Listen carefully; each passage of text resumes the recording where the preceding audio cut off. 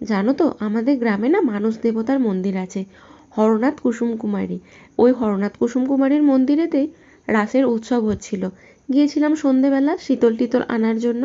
যেতে একটু দেরি হয়ে গিয়েছিল, ততক্ষণে পুজো প্রায় শেষের দিকে। রাসের সময় জায়গাটা খুব সুন্দর করে সাজানো হয়। কেন জানি না এবার তার ছিটে ফোটাও চোখে পড়লো না।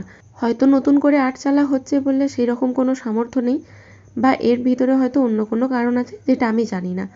আরতি প্রায় শেষের দিকে, আর ওই যে হরনাথ কুসুম কুমারীকে দেখে নিলে। এখানে আমি এসেছি আর আমার সঙ্গে এসেছে আমার একটা বোন। তাছাড়াও আরও অনেকেই আছে, যেটা তোমরা আগেই দেখলে। এখন একটু ঠান্ডা ঠান্ডা পড়ে গেছে তো, শীত শীত লাগছিল, তাই চাদরটা গায়ে নিয়ে এসেছি। শরীরটা খারাপ, ভয়েসটা শুনেই বুঝতে পারছো।